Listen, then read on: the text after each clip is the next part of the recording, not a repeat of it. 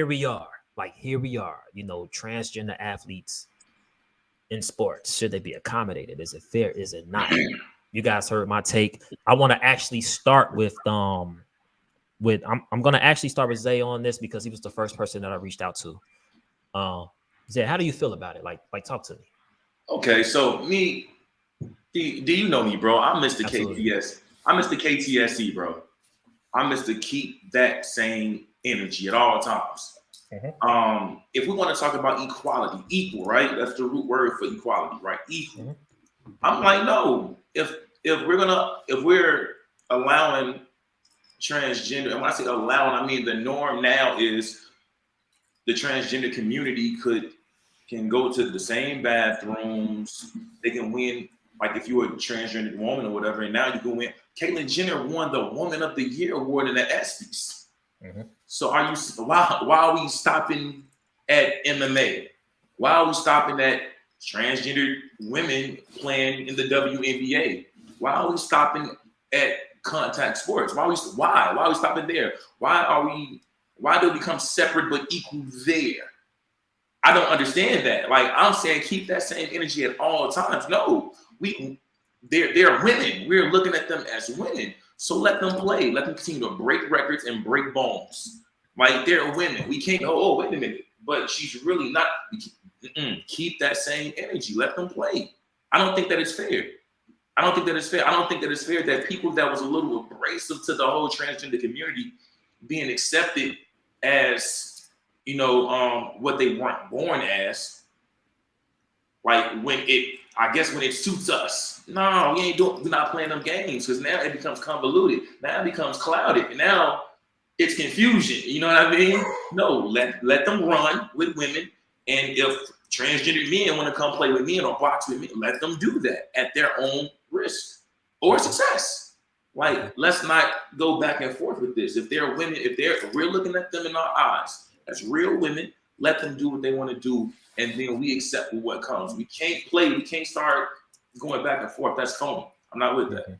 Okay, Snacks, you got something for me? I do. So going back to the whole issue of equality, once you go through male puberty, you are no longer equal to a biological female. You have advantages, physical advantages that biological female does not have. And so, and then when it comes to transgender boys, they don't make the team.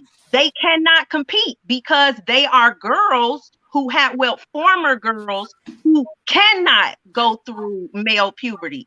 So they can have all of the hormones, they can take all of the hormones that they can. But at the end of the day, it would take so long and so much for them to get to the point where they are physically able to compete with biological boys and men that they don't even have the same opportunities to play sports as transgender women. So for me, while I do think they should be accommodated, I think they should be accommodated by having their own division. Because once we're getting into combat sports, you're talking about a woman who could physically kill another woman with one blow. Part of the allure of sports is that on any given day, anybody can win. But like with the whole Penn situation, they're all looking at this girl who was just a male All-American last year, and they know before the race even starts that they can't compete. Mm-hmm. So now you start to lose your desire. You start to lose that, want to go out there, because at the end of the day, it's like, I don't even have a chance at this point. And so that's where I'm at with it. I don't feel like they should be 100% excluded by any means, but I do feel like, especially if we're talking about inclusion, we are not 100% inclusive if transgender boys do not also have opportunities to compete. So by setting up their own division, now we're giving a whole group of people an opportunity to compete against each other, and we're not exposing, and just in terms of contact sports, we're not exposing biological women to dangers that they may not face by fighting another woman. J. Gold? All right.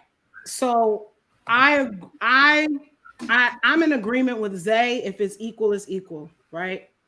But I will say this. Like I said previously, I played basketball like everybody else growing up. I was super into football.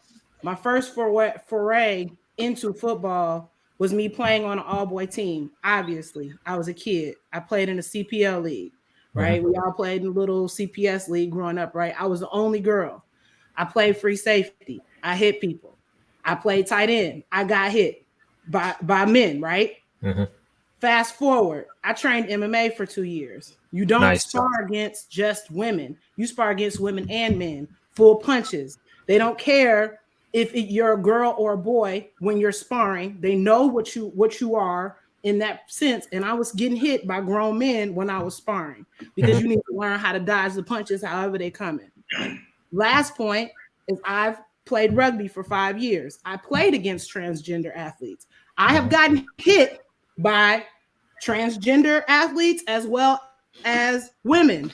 When I tell you getting hit without pads, I didn't go, oh my gosh, she hit me. I don't know who hit me. Everybody was hitting me hard because I was playing a sport, right? So in those particular senses, I didn't feel any different as an athlete going against people who were stronger than me, who had a better wingspan than me, who were faster than me, who might have hit hard. I hit hard too. So in my sense, I'm playing against other women. We're playing a sport. It didn't matter to me personally what they were and what they weren't or how they identified, right? But to kind of add to this conversation, when we're talking about transgender athletes in general, the solution a lot of people say is let them have their own thing. Let's have their own thing. Do you know how little people in this world are actually transgender? It's less than 1% of our population. There is no way that you could field an entire team of any sport with anybody who is just specifically transgender and whatever they identify as. And then if we want to talk about female athletes, all of them have raised testosterone level, right? When people, what jokes did they used to make about Brittany Griner? Yeah, for sure. You know what I'm saying? Sure. Yeah. Caster Samaya, she can't even play a sport right now, right? She's banned from the Olympics because she has an elevated testosterone level. But she's got an elevated testosterone level. She's only banned from certain events. But she's banned. She was born intersex, which is not something that she and they're in the process of overturning that now. But so now we're trying to make it equal because she was born with physical attributes that made her better at a particular sport than other people. That's what athletics is it not? Everybody's not born to be Michael Phelps. Right. Everybody's not born to be Katie Ledecky, right? Like that's just you're physically born at a better rate. And we have never had a transgender winner of any Olympics sport. They haven't even made the finals. You still don't, and I'm asking, you still don't think that, because I think it's different when, and correct me if I'm wrong, I'm no scientist, but I think it's different if you're a woman and you were born with like elevated testosterone levels, you know, up in being a man and moving over. I think that's a bit different. But the issue is there's literally no science. Nobody's even we're having hypothetical conversations. Absolutely. Tested the science, right? Absolutely. See, for me, I think where I draw the line is, like I said, I'm very, and I don't think I have to say this, but sometimes you do, right? I'm with the inclusion. I'm 100% with the inclusion. I kick on the butt. But where do you draw the line? I can't help but think of, and you can say it's extreme if you want, but it's a sport. UFC or boxing, like you have a transgender athlete who participates with women, and like Snack said, with one fatal blow, with the right blow, like Like, what are we talking about But here? let's like we already saw the girl with the skull fracture. But like for me, my thing is where's the fairness? Where's the fairness in a former male All-American being allowed to now compete with women? That's not fair. Okay, so let's talk about that then. So somebody in the chat just said trans and intersex is completely different, right? Yep. So when you're born intersex and then those testosterone levels peak and you start to get those broad shoulders, like the blood flow started to hit those muscles a little bit different, and the muscle bone density ends up being a little bit different, more manly, and you get the Brittany Grinders who's dunking, who's running like a full-blown man in the WNBA, and she's damn near unguardable. And that line that you talked about, Danny, like we have to draw that line there too. When we start to draw lines, now you have to continue to draw lines. You just can't stop at trans. Now you have to go to intersex, because the thing of that same person, Fallon Fox, who cracked the girl's orbital bone in the skull, she lost to a woman. Yeah, she did. Lost to a woman. She's also, all due respect, but I shouldn't have to paraphrase by saying she's also not very good. She's 45. She's 45, bro. She's 45 years old.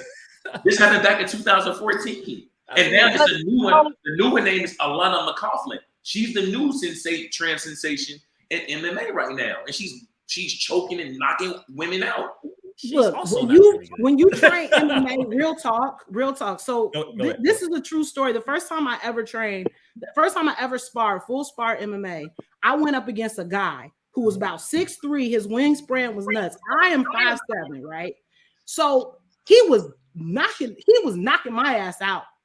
My nose, you get hit in the nose, your eyes start watering. I was getting fucked up.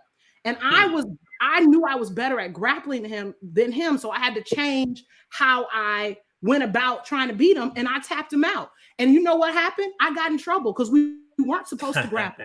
But you know what I said? I said, I'm not about to keep getting hit because this person is bigger and stronger than me. So when you're talking about those type of fights, it's just like if you're fighting against somebody who is a sparrer and you know they can't grapple, what are you going to do? You have to learn how to grapple better than they can so you can win. Because ultimately, jiu-jitsu is about leverage. It's not about weight. It's not about. So yes, if we're talking about those things, there's a way for a woman who would to be able to be better than a trans woman, or they're both women, but there's ways for one person to be better than another person, regardless of what their background is, just because they train differently to be able to fight whatever they perceive the other person's positives were. So we can't keep using that as this thing, as if women have not transcended in any form or fashion at all times. But J. Cole, I definitely give you that, because I was one of those girls who, as a young girl, I was better than other girls. And so I used to have to race against the boys until they allowed me to start racing up in age group. So I get that part of it. But I mean, like, even now, we're talking about transgender athletes in general, but transgender girls and women are dominating this conversation. How would you all handle transgender boys who at the time of their trying to make the team, they're not strong enough, they're not fast enough to even make the team? So how do we accommodate them? We're not accommodating in sports. If you're not good enough, you don't make the team. Simple as that. But if we're talking about inclusiveness, those are now people who will not have an opportunity to play. Because they're not because they're transgender though. It's because if they were biological girls, no. It's not with biological girls, they would have an opportunity. Trans male athlete who is on the U.S. Olympic team, I believe, for cross country, right? So it's not track, right? But it is cross country, and they have placed in international competitions, and they were born a woman and then transitioned to male. So, and if we're going to be realistic about the science, a transgender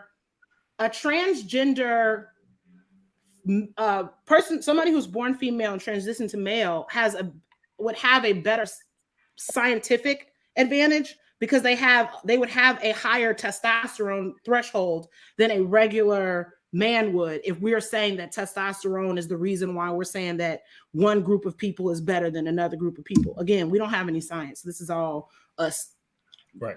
Conjecture. Yeah. So, and I agree with Zay. If they're not good enough to be on the team, they won't make the team. If they're good enough to be on the team, then they should be able to make the team, right? And let's not get it twisted. There are women on collegiate teams, like right now. Like there are women on collegiate teams that are kickers. You know what I mean? Like it's happening. So here's my thing. Let's go back. My thing is I don't like that society. I don't like the society. Wait, Zay, what did you say? I have to say. I said kickers are not taking contact. Like the day I see a girl on a position. Playing a position on a collegiate team, that's when I feel like there has been some sort of transcendence. Like for me, if a female or if a female transgender or naturally born or whatever, right? If she's good enough, put her out there. Go ahead, why not? This is the day and age that we are inclusion, right? Or nothing is off limits, right? I just don't like that society. I'm looking at the chat, right? Picking and choosing. They picking and choosing, like, oh, now she's not a woman now because she want to fight now, right? No, we're not doing that. No. You know what's interesting to me? I don't think all sports are equal. I really don't. So like when you take the start line, even if you know you are in the race with, and I've been in this position, you know you in a race with the number one girl in the country in that event. Mm-hmm. If she has a bad race, you can beat her. But there are some transgender girls, even if they have a bad race, you're not beating them. It's not happening. You know what's interesting about this entire conversation, and I didn't think about it until like today, is that how us as society, can we agree that society is kind of progressing when it comes to like the inclusion of different individuals? 100%. But in sports, when we're talking about this, it seems like with that progression, it's now becoming a hindrance to another group of people, which happens to be women. And to me, that's very interesting because while we are accommodating transgender athletes to be able to cross over into women's sports, we're now, and I don't want to say demeaning, but we're now kind of pushing off, for lack of a better word, diminishing women's sports and the rights they fought for. And to me, it's an interesting debate because you have women who, for the better part, I think we can say now, while we have progressed with women's sports, that it's still a long way to go, right? It's still a long way to go. As far as what? I'm just saying in general, like pay for one. Yeah, but look what you're doing. So that's unfair because I think if we allow transgender to play, that's gonna be a cash cow. It's gonna be a cash cow. People want to see people. Oh, yo, she's playing in the NBA or she's playing in the WNBA or whatever. People at the expense of who though? Like when a transgender woman. But I really truly feel like it's different when it comes to team sports and individual sports. Because let's just take it back to the article with the girls from Penn.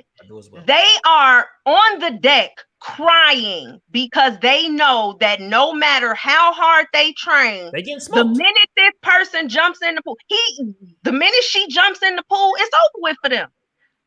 And so we have to take into account the effect that it's having on women. And I sometimes think that the effect that it's having on biological women is being lost in us trying to accommodate and be fair to transgender women. See, that's what I don't. That's what I don't like. Like, are they women? Wait, hold on, Zay, because I think that's a great point, and I think that's kind of dope dialogue right now for the two women to kind of, bounce off each other. Jay, you got something to say to that? What I was gonna say is, number one, I come from like a fact. Like, if you've ever talked to me in the pit, I'll come from a factual standpoint. Like that's absolutely my thing, right? So I also look at what the source is. So I told Marlene I wasn't going to research it, but I researched it. And I could not find a source for this other than outlets like Fox News. So I couldn't find another source that said that all these girls were that distraught over it for me to be able to say that. Now, do I think that some women have an issue with this? Yes, right? Not saying that they don't have an issue with it. But as I said previously, there were some women who had an issue with Black women competing against them because they were better at a particular sport, right? And to this day, whenever I see somebody, and this I say it's racist on me. When I see somebody when it's track and it's that one white girl, I'm like, she getting smoked. I don't even know why. I know she made it out of whatever she doing, but she about to get smoked because these Jamaicans about to run this track down, and she about to get smoked. Now, I don't know if that's where this entire thing is going because there's no precedent for that. But there's always people who are going to be resistant to change, and then the change is going to happen. It's not the change has never not happened, right? Like we've never once it's fought for, and once people like yell about it and protest and do all that stuff, eventually that change is going to happen. So it's like either we want to learn how to adapt now, or we're going to just be arguing about it until maybe something happens. We don't know, right? So I guess that's what my whole issue with this is I don't know if I necessarily see it as a problem, quote unquote, a problem, because like I said, it's such a small subset of individuals. Like how many track stars right now are we talking about that are transgender, that are breaking whatever records are being broken? You know what I'm saying? Like, well, once you get past there is a transgender girl who was national champion in the 400 hurdles. There were several transgender girls who were state champions and were being the other girls on the team and in the state were filing a lawsuit because they didn't feel like it was fair that, at one point they saw these girls competing as boys. And now they're running against them as girls. So then once you get to the NCAA, there's a testosterone threshold, unfortunately. Hold on, Snacks. Is this kind of answering the question that's on the screen that somebody put in the Twitch when you was talking about the testing standpoint? Is that something totally different? I'm not sure if you can see it is because he was saying that they have to take hormones, for a long time. But it depends. If you're taking testosterone and you're getting your testosterone in line with competitive guidelines, then you can compete. Now, once you get to the point where you're exceeding whatever those competitive guidelines are, you can't compete. Mm-hmm. Yeah, because the way so again, coming from the rugby perspective, because they're the only national body that has put out actual guidelines for transgender athletes competing against each other. And no, it's not the same thing, but just the way with the Olympic Committee, there are no guidelines for female athletes who transition to male to compete. You just can compete. There are guidelines for the opposite, right? Because they have to have like a lower level of testosterone and it can't go over a certain amount, right? So that that is not deemed as a whatever additive. So there are, of course, rules for this. But at the end of the day, we have people in NCAA competing, right? We have people who are competing at the high school level and the collegiate level. And then at the end of the day, FloJo still got that record. So we're still talking about I guess because my mind can't wrap around it being such like women are women. And so we should celebrate women. And I think that it's because as a society, just like Zay said, we're separating it because we don't see female athletes and female transgender athletes as equal. We don't see them both as women. And at the end of the day, that's what the problem is, right? Makes a lot of sense.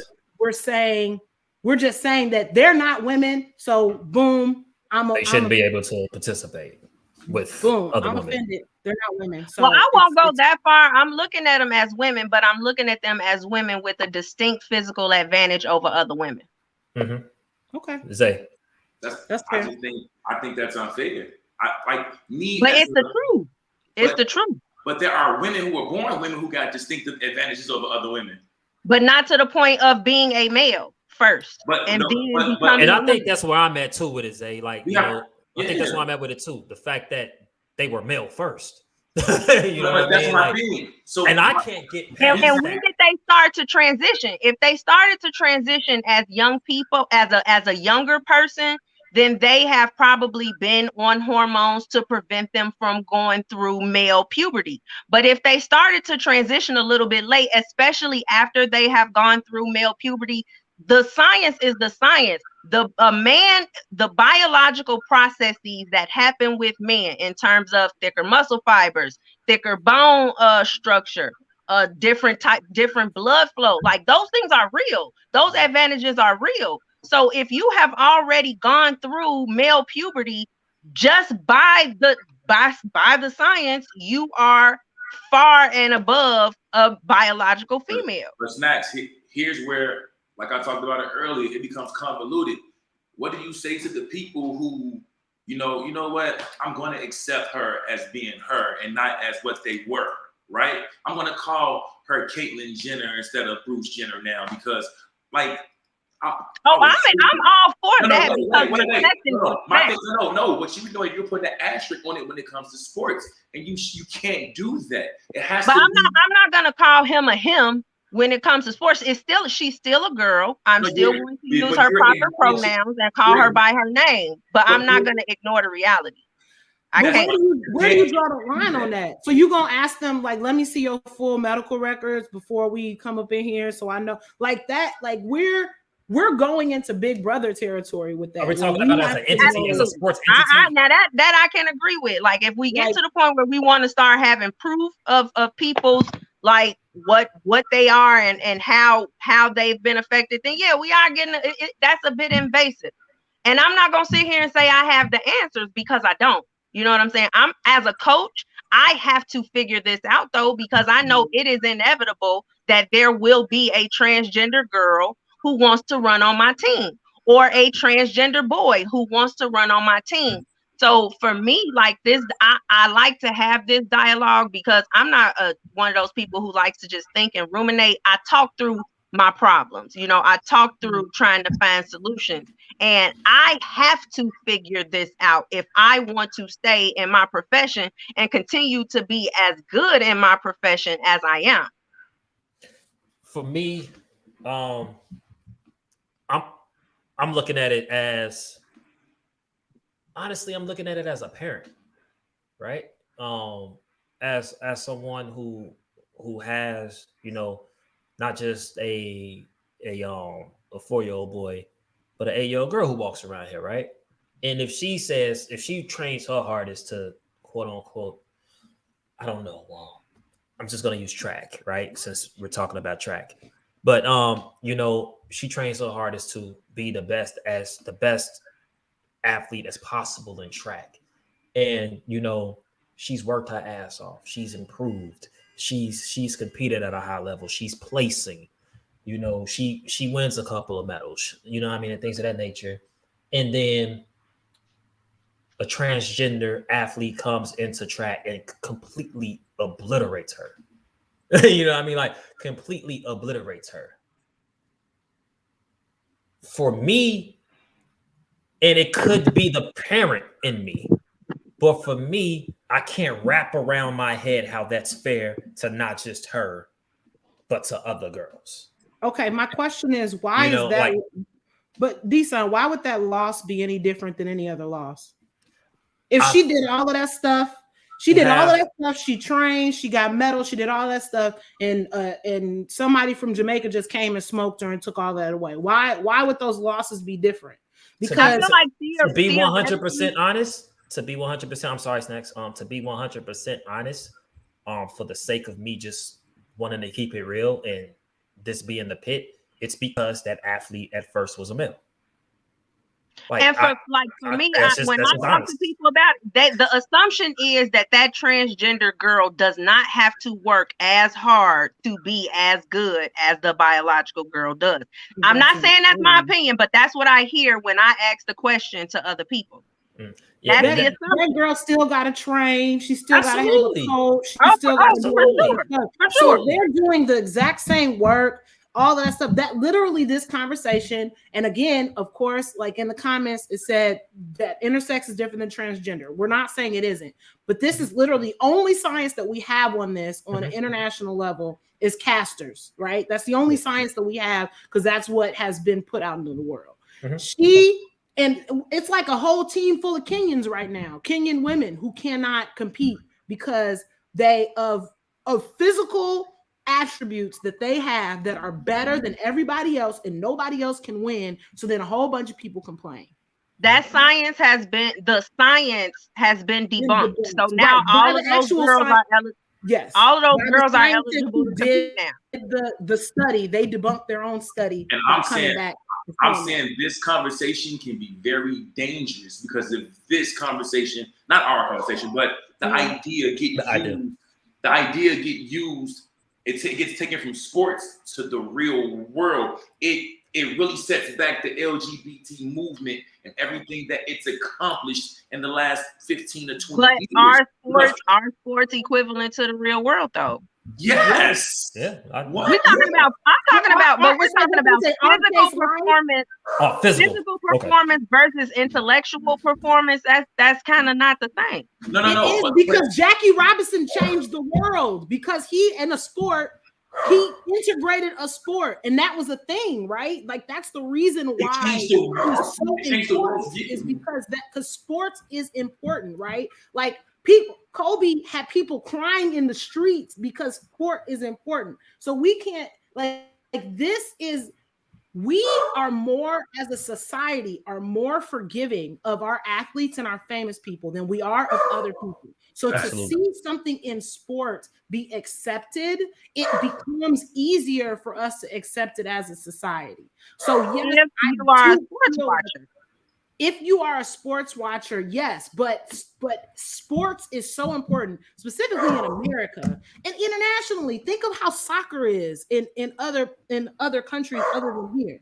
Like it's a big deal. So even if you're not a sport watcher, it's still a large subset of our world. And getting back to what you're saying, Desan, is that if we can get to the point where we can see in all aspects women as women, a trans athlete beating your child should not make them feel any different than a non-trans athlete, because they're all women or women, than a non-trans athlete beating your child. And the reason why is because they just lost. You have to learn how to lose in sports in general. You could be the best and eventually somebody's going to be better than you. Like that's just how sport works, right? And that's coming from men too. Like back in the day, the 3-point line for men, the 3-point line was closer. Yeah. Again, like what's big homie name? Will Chamberlain came along and they said, "Yo, you can't dunk no more." Big homie. They changed the whole spectrum for one athlete. Yo, no more dunking. Or was that Kareem Abdul-Jabbar? And then he perfected the hook. Like it happens on both sides. You have to evolve with the game. I think if that happens there, I think women's sports will begin to evolve more to keep up with transgender. That's life. Evolution is constant. So before we get up out of here and we transition to the final segment, which is the pit, and you guys can feel free to stay for the final 5 minutes if you would like to participate in this segment with me. I want to give everybody their parting shot on the concept, on the topic at hand. Snacks, I'm gonna start with you. 30 seconds to a minute. Go with it. I don't know. Like when it's all said and done, I feel like there is a lot of extra compassion that I know for me personally, I need to find, and that other people need to find as well, so that it's not a dichotomous issue where it's women versus transgender women. And I don't know how to reconcile that. Like I don't know, and I don't know how we can reconcile that as a society, because we still have racism, we still have sexism, we still have, you know, all of these discriminatory practices that are going on, and it's just trickling over to sports and transgender versus biological, just like anything else. So it's like, for right now, we just have to accept it for what it is and learn how to deal with it. But the concerns of women have to be valid. Like, we can't just write it off and say fair is fair and we have to let them compete. Like, nah, we have to really take a step back and take these women who may be hurt, offended, disappointed, whatever. Like, we are consistently invalidating those women's feelings. And I just don't think that's right. Nice. Coach. All right. So you learn from therapy, all feelings are valid. Yeah, absolutely. Right. That's the first thing that they tell you. Our feelings. Shout out to therapy. Y'all make sure y'all go get that, man. I definitely do. So all feelings are valid. I feel that. But we also have to understand that there has literally never been anything that has been changed without somebody's feelings being hurt. Absolutely. That's true. That's just how it works. That's just how it works. So, and knowing the younger generation, the quote unquote TikTok generation, they're not accepting our excuses anyway. So it's gonna change at some point in time anyway. So that's why before I was saying we do have to evolve as people, but we are evolving. So that's a positive. And I also want to say that I thoroughly enjoyed this conversation. So that's my parting shot. Definitely much love. That's what the pit is for. Zay. Yo, so as a man, right? Naturally born man, heterosexual man, right? Look, in the beginning, I really was very hesitant to the transgender community in general, right? And it took time for me to like really just soften up to it. And you know what? Yeah, they're women. And now that I'm finally here, it comes back to sports. Like, nah, she wasn't really a woman. I don't think that is fair, especially for somebody who had to really train myself, and my friends had to train me how to like just be open-minded and accepting of evolution, of change. And then when we go over to sports, something that I love, right? I'm a coach, I'm a player, right? Now I have to look at it differently. And I'm like, yo, that's confusing. Like, look at it in life as regular, but when it comes down to sports, because of the bone density and the muscles and what you were born as and the hormone account, no, I'm not going to turn it on and off. I'm going to keep that bitch on. Boop. And I'm going to look at it the same. I'm going to keep that same energy at all times. John said something in the chat that was very interesting. It's an issue because it only affects women. Because if they came in the men's realm, you're going to see like it's different. You know what I mean? It's different. So my thing is, it was women that got me to this point. And it's funny to see that women are arguing, like they're arguing the opposite now. It's polarizing. Yeah, it's ironic. That's the catch-22 of this topic right now. That women want to put the asterisk on transgender women playing sports. When it was women who helped me get to this point. It's crazy. Oh, by the way, yo, thank you, D-Son, for having me on here. You know, I'm a very opinionated person, bro. And, I love these type of dialogues, bro. Oh, yeah, most of them.